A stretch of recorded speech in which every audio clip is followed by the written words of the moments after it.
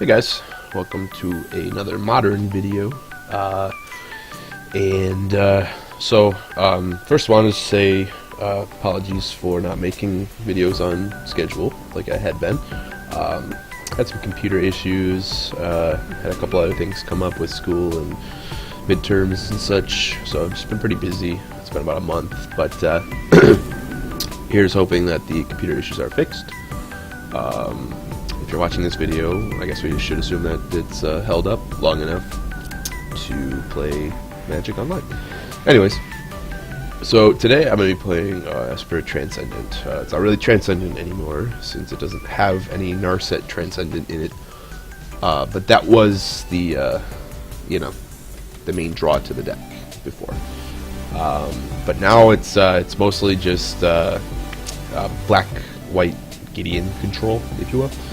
But anyways, let's start off here and take a look at what we got. So for the lands, just got a couple of concealed courtyards, fast lands, your standard fetch spread across the colors. We've got man lands with creeping tar pit and shambling vents, which are really great for attacking planeswalkers, closing out the game, blocking to gain you life, or just attacking to gain you life. Got some fetches, some shocks, one tectonic edge, just because why not. It's good for blowing up, Tron pieces, ban lands, so on and so forth. It's just an extra removal spell for tricky lands. This is not like blue-white in the sense that you can play, 4 copies of these, because your mana is a lot more tight. There's a lot of multicolored spells and stuff, and you need to make sure that you have, black on 1, and, double white on 2 and 3, so it's pretty mana intensive, so we don't have the luxury of being able to do that. But we get, some other additional things that are better. So I'm still playing blue-white a little bit here and there, but this is the deck I'm trying out. I'm 9-1 currently in leagues with this particular 75. Francisco Neo Amati and Daniel G. Gold Decat on Magic Online. They've been putting up some good results with this deck, and been doing pretty well. Anyway, so I'll go through the 1-drops. So we've got 6 discard spells here. 3 Inquisition, 3 Thoughtseize. That's just your, normal discard. Getting all of the problematic permanents and such out of their hands before they can cast them. They're just really great, in addition to this deck not having any permission in the main.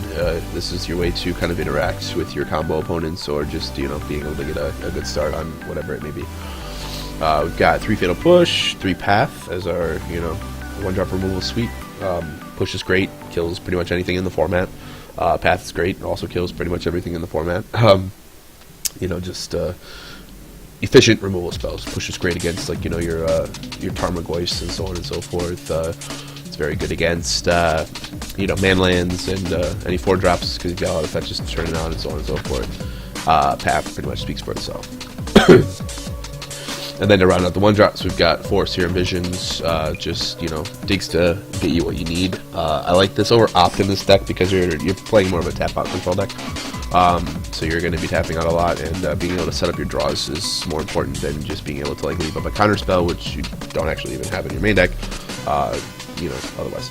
So the only instance that we even have in this spell in this deck are the pushes and the path. Everything else is cast on your turn. Except for the exception of Snapcaster Mage for the most part. But, so we've got 3 Snapcaster Mages, just work really well with, your discard spells, or your removal spells, 3 mana, strip their card, or kill their guy, and get a 2-1. Also great with Seer Visions, and the other big spells like Supreme Verdict, at times. 2 copies of Collective Brutality, just as your 8th discard spell, 7th and 8th discard spell, as well as it pairs very well with additional lands, Lingering Souls, and it's great for recouping a little bit of your life loss.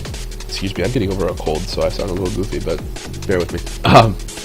But this is a very versatile card. It does a lot of different things against different matchups, so it's a situational card. It helps in certain situations. Then we got 4 Lingering Souls. This is your staple Esper, deck card. So 4 Lingering Souls pairs really well with Gideon. You can emblem him, and all of a sudden you've got 8 power in play. And just beat down. This also buys you infinite time against every deck in the format. It's great against like Affinity, Burn, stuff like that. If they're trying to attack you with creatures, it's great against Shadow, and it's also great against just like your mid-range, you know, like Jund and Abzan and stuff like that. So, 2 Gideon in the Trials. You know, your first Gideon out of your Gideon suite here. Put these aside for just a second while we talk about the other cards. 3 Liliana in the Veil. Liliana is just a great controlling card. You can make them sacrifice a creature. It's great against like combo and control because you just, you know, plus it and they have to answer it. And then you can protect it with Lingering Souls. Gives you card advantage because like against control you can just like ditch your pushes or your path or whatever. And then just so you can just like a Souls and then flash it back, stuff like that. So, you know, it's a great, just well-rounded card.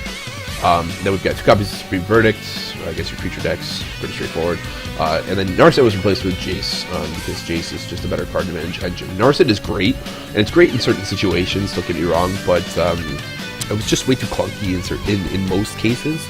And, you know, you want to have your 4-mana walkers do something powerful when they come in. So Jace can immediately come in and take up to, like, shut down elves, soul tokens, stuff like that, any 1/1s. Or it can just, you know, tick down and be a, you know, card advantage engine right away that also, you know, gets you, like, get them to attack it or waste a spell on it to kill it, or you're going to just get more cards out of it, so. Anyways, moving on to the Gideons. So we've got Gideon in the Trials. So the emblem is very, very important. You know, it prevents you from losing the game against a lot of decks like Lantern, the Mirror, well, not necessarily the Mirror, but more against like Blue-White Control, because they have to answer your Gideons before they can. And then like Lantern in Game 1, they usually don't even have stuff like Maelstrom Pulse in the main deck. They only have Abrupt Decay, so you stick one of these and you're just gas. You know, game over. They can't win. You got 2 Gideon Ally of Zendikars. These are great, just gigantic creatures, first of all. I mean, it's a 5/5 that is indestructible, so it just smashes really, really hard. And it it creates you a lot of Knight tokens, which are great for blocking or attacking, you know, just infinite value. It you know, protects itself right away. And then in certain situations as well, you can emblem it to pump your team with souls or your existing ally tokens or even your manlands, stuff like that, and just kill your opponent. And then lastly, we have Gideon Jura because, you know, Jura is the OG, and he's really impossible to beat for most creature decks. And his minus ability is very good as well, and his 0 is obviously Smash for 6 is pretty damn good. So that rounds out the main deck. So you're you know, very powerful tap-up control list, which is pretty sweet. You have no counter spells or anything, so you're just playing a reactive game, and then like you're just being proactive with your planeswalkers. So there's nothing quite like just like, you know, turn 1 discard your whatever, turn 2 just kind of chill, play your tapped land, whatever, and then turn 3 slam like a gigantic walker or play Lingering Souls, and you know, your opponent's just like, oh, okay, well, you know, not too much I can do about that. Anyways, moving on to the sideboard here. So to start off, actually going to make a little change here. We're going to cut Rest in Peace. I've been talking about cutting Rest in Peace for a while, but I never really came around to doing it because it's so great against what you're trying to play against. But if you look at the main deck, you'll pretty clearly recognize that Rest in Peace is really bad for us. We have 4 Lingering Souls, we have 3 Snapcaster Mages, so Rest in Peace isn't great. Surgical Extraction is better against the decks that you want to have it against, so I'm going to try it out in this league. I haven't run into like Dredge in a long time. And against stuff like Tarmogoyf decks, I mean, you don't really care that much. You've got Souls, Liliana, Verdicts to take care of those. You've got Trials to lock them down. You've got Allies to block. And you've got 6 removal spells plus Snapcaster Mages to just kill them. So Rest in Peace is pretty good there, but, you know, not great. Then we have 2 Stony Silence against Affinity, and I like to have Stony Silence in the deck. A lot of people have said that you don't really need it. I mean, Affinity is basically a buy already. We've got so much powerful removal, Collective Brutality. Souls is like a nightmare for them to deal with. Verdicts obviously are great, and huge Planeswalkers that they can't really deal with without like an extra champion. But I like having Stony Silence because it shuts down things from like Tron and Eldrazi Tron, all their like naps and you know, Mind Stone and stuff like that. And it's also just, you know, it's so good against Affinity that like you know, you just have the additional help. You know, it's not like you're 100% against Affinity already, so I mean, just having the additional health to like push you into like that 90%, you know, range. Like if you draw Stony Silence, you're pretty much winning that game no matter what. Backed by all the other stuff too as well. So, and then again, like I said, you have it against like Lantern and Clark Clan Ironworks and any other bizarre random deck that uses artifacts. So I like to have that. Then you got Blessed Alliance here, which is just great. This is great against control, actually. A lot of people don't value it against control, but post-board games against control, you're expecting to see this card. So Blessed Alliance is like your one out against the Saint Trap. On top of that, Blessed Alliance also kills the Gideon of the Trials and the Gideon Ally of Zendikars and stuff when they attack. You really don't want to leave in path against control. Excuse me. You don't want to leave in path against control because generally your control matchup is about who can get the most lands into play. So you can't push Gideon because it's indestructible, and you don't want to path it because you know you're just giving them a free land. You know what I mean? So you're discarding a card and you're giving them a mana advantage when you want to go into like a counter war type thing. So Blessed Alliance is a clean answer to it. And it's also great for, you know, just other creature decks and stuff. Like, I mean, your bird opponent attacks you with an Eidolon, you can make it sack it and gain 4 life or whatever. You know, obviously gain 4 is great. And just, you know, plenty of other applications like that. Arguably, this should be another Collective Brutality, but I think that Blessed Alliance is good enough. So I've been trying it out, and it's been working pretty well so far. Got the extra 2 copies of Verdicts, because you always want to have access to 4 copies of Verdicts against, you know, aggro decks like Elves, Affinity, Ares, excuse me, other stuff like that. So then we got 1 D-Sphere, just I've been balancing back and forth with D-Sphere and Anguished Unmaking, but you deal a lot of damage to yourself with this deck, between the Thought Seasons and the Painful Mana Base and stuff like that. So Anguished Unmaking, losing 3 life is a pain, plus, you know, just, it's great being able to kill walkers and stuff like that, but, you know, you want to have just this catch-all answer. It works against multiple copies of things like Souls as well, and it's just a good card overall. I do want to try to squeeze a Disenchant in here somewhere. Maybe I cut Stony Silence because Disenchant is really good against like Blood Moon.